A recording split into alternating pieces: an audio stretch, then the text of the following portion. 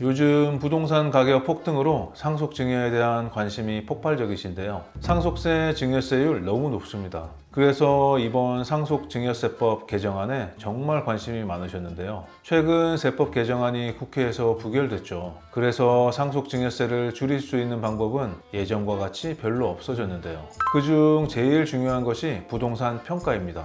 부동산 평가만 잘해도 엄청난 절세를 할 수 있습니다. 하지만 최근 국세청에서 또 부동산 평가 관련하여 2025년부터 시행될 중요한 상속증여세 사무처리 규정 개정안을 행정예고하였습니다. 세법 개정안과 달리 이건 국회 동의가 필요 없는 거라 그냥 내년부터 무조건 시행되는 겁니다. 오늘 영상은 정말 꼭 보시고 이해하셔야 세금 폭탄을 피하실 수 있습니다. 안녕하세요. 국세청에서 18년 근무한 성실한 세무 최영석 세무사입니다. 오늘 영상은 다소 어려울 수 있지만 구독자분들을 위해 최선을 다해서 설명드려 보겠습니다. 시청 전에 좋아요와 구독 눌러주시고 주변에 좋은 분들에게 공유해주세요.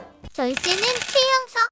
세무사님, 부동산 평가로 상속증여세를 절세할 수 있다고 하셨는데 어떻게 하면 되나요? 우선 부동산 평가에 대하여 말씀드리려면 부동산 평가에 있어서 제일 기본이 되는 원리에 대해 알고 계셔야 하는데요. 바로 시가입니다. 상속증여세를 매기는 기준이 되는 금액인데요. 상속세는 상속 개시일, 즉 사망일의 시가, 증여세는 증여일의 시가로 세금을 계산하게 됩니다. 부동산 시가로 보는 금액은 여러 가지가 있는데요. 그중 제일 중요한 것이 유사매매사례가액입니다. 유사매매사례가액이 왜 중요하냐? 부동산 중에서도 유사매매사례가액이 있는 것이 있고 없는 것이 있습니다. 유사매매사례가액이 없는 것은 기준시가로 상속증여세를 계산할 수 있기 때문에 아주 유리한 것이죠. 기준시가는 시세보다 훨씬 저렴하기 때문에 기준시가로 상속증여세 계산이 된다면 엄청난 상속증여세를 줄일 수 있습니다. 유사매매 사례가액 있는 부동산이 있고 없는 부동산이 있다고 하셨는데 이건 어떻게 구분할 수 있을까요? 유사매매사례가액은 쉽게 말해 주변에 유사한 부동산이 팔린 금액을 말하는데요. 예를 들어 내가 30평대 아파트에 사는데 똑같은 평형에 앞집이 팔렸다면 그 팔린 가격이 나의 아파트 유사매매사례가액이 되는 것입니다. 그런데 이 유사매매사례가액이라는 건 보는 사람의 시각에 따라 다를 수밖에 없기 때문에 무분별하게 적용하면 납세자의 권익을 침해할 우려가 있으므로 적용할 수 있는 기준을 엄격하게 규정하고 있습니다. 예를 들어 공동주택의 경우는 첫째, 평가 대상 재산과 동일한 공동주택 단지 내에 있어야 되고요. 둘째, 평가 대상 재산과 전용 면적 차이 5% 이내여야 됩니다. 셋째, 평가 대상 재산과 공동주택 가격, 즉 기준시가 차이 5% 이내여야 적용이 가능합니다. 말씀해주신 기준들을 보면요, 이거는 거의 규모가 있는 아파트만 적용되는 것 같거든요. 그렇죠. 기준을 보시면 아시겠지만 유사매매 사례가액은 거의 아파트에만 적용이 된다고 보시면 됩니다. 그래서 이런 말들이 돌아다니는 것이죠. 아파트는 시세대로 증여해야 되고 단독주택이나 토지는 기준시가로 증여해도 된다. 단독주택이나 토지의 경우는 아무리 옆에 붙어 있더라도 그 모양이 다 다르고요. 도로에 붙었는지 등에 따라 다 다르므로 유사매매 사례가액을 적용할 수 없는 것입니다. 그렇다고 무조건 아파트에만 적용되는 건 아니고요. 요즘은 오피스텔에도 유사매매 사례가액을 많이 적용하고 있습니다. 요즘 성냥갑 같이 아파트처럼 많이 짓고 있죠. 그럼 유사매매 사례가액을 찾는 게 정말 중요한 것 같은데 이건 어떻게 찾나요? 간단하게 네이버나 다음 부동산에서도 나오지만 정확하게 찾으려면 국토교통부 실거래가 공개 시스템이나 국세청 홈택스의 상속증여재산 평가하기를 이용해 나입한 유사매매 사례가액을 찾을 수 있습니다. 대단지 아파트 경우에는 그 거래도 좀 제법 되고 하니까요, 유사매매 사례가액이 제법 많이 나올 것 같은데 오래된 것들도 있을 수 있을 것 같고요. 기간은 언제까지 적용되는 걸까요? 세법의 평가기간은 상속은 평가기준일 전후 6개월, 증여는 평가기준일 전 6개월, 후 3개월로 규정하고 있습니다. 평가기준일이란 위에서 말씀드린 상속은 상속 개시일, 증여는 증여일이 되겠죠. 그런데 유사매매 사례가액은 내가 상속증여 신고를 하고 난 뒤 후 6개월, 3개월 내에 유사매매 사례가액이 나올 수 있기 때문에 신고일까지의 가액을 시가로 볼 수 있게 되어 있습니다. 그리고 이 평가기간에는 예외가 두 가지 있는데요. 첫 번째는 평가기준일 전 2년 내의 금액을 시가로 볼 수 있는 것인데요. 요즘 이거 정말 많이 적용하기 때문에 유사매매 사례가액을 조회해 보실 땐 꼭 2년 전 가격이 높은 게 있는지 반드시 확인해 보셔야겠습니다. 여러 가지 국세청 내부 적용 요건들이 있는데요. 거의 적용이 된다고 보시면 됩니다. 두 번째는 2025년부터 개정될 내용과 연관되는 것이어서 조금 이따 설명드리겠습니다. 그러면 평가 기간 내에 유사 유사매매 사례가액이 여러 개인 경우도 있을 거잖아요. 이런 경우에는 어떻게 적용이 될까요? 위에서 잠깐 말씀드렸지만 5% 기준에 맞는 부동산이 평가기간 내에 여러 개가 있다면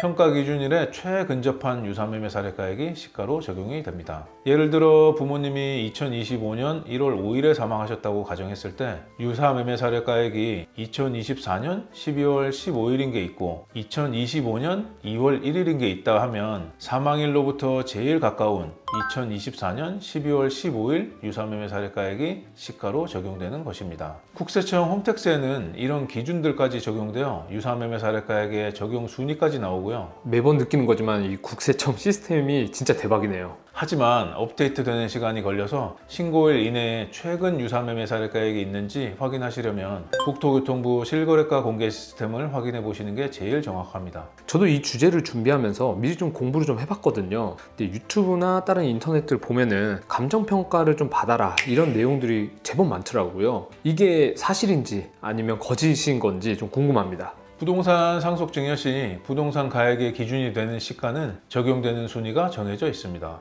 1순위는 매매, 감정, 수용, 공매 또는 경매가액입니다. 위에서 말씀드린 평가기간 내 매매, 감정, 수용, 공매 또는 경매가액이 있으면 그 금액이 시가가 되고요. 2순위는 유사매매 사례가액입니다. 전문 용어가 나오니까 살짝 어려워지는 것 같거든요. 조금 더 예를 들어서 쉽게 설명 부탁드리겠습니다. 문PD처럼 1순위의 매매가액과 2순위의 유사매매 사례가액을 헷갈려 하시는 분들이 많으신데요. 1순위의 매매가액은 해당 재산이 팔린 금액을 의미합니다. 예를 들어서 피상속인이 2025년 1월에 돌아가시면서 기준시가 3억 원인 단독주택을 상속했고 그 주택을 상속인들이 2025년 3월에 5억 원에 팔았다면 이 5억 원이 매매가액이 되는 거고요. 이 금액이 시가이자 상속인들의 부동산 취득가액이 되는 것입니다. 그래서 양도소득세는 양도가액 5억 원, 취득가액 5억 원, 양도차익 0원으로 없게 되겠죠. 마지막으로 3순위는 상증법상 보충적 평가 방법이라고 하는데 기준시가입니다. 그래서 유사매매 사례가액이 없는 경우 기준시가로 시가를 정할 수 있는 것입니다. 그럼요. 감정평가를 받더라도 평가 기준일 근접한 날짜에 만약 유사매매 사례가액이 있다라고 가정을 해보면은 최근접 원칙이라고 하셨잖아요. 그럼 감정평가 금액은 적용이 안 되는 건가요? 살짝 어려울 수 있는데 문PD가 여기까지는 잘 이해하면서 따라오는 것 같아요. 자, 그런데 위에서 제가 1순위부터 3순위까지 말씀드렸는데요. 1순위가 없을 때 2순위가 적용되는 것이고 2순위가 없을 때 3순위가 적용되는 것입니다. 위에서 보시면 감정가액은 1순위죠. 그래서 최근접에 2순위 유사매매 사례가액이 있더라도 시가는 감정평가액으로 적용되게 됩니다. 그래서 감정평가를 받아서 절세를 계획하시는 분들은 유사매매 사례가액이 있다고 걱정하지 않으셔도 되겠습니다.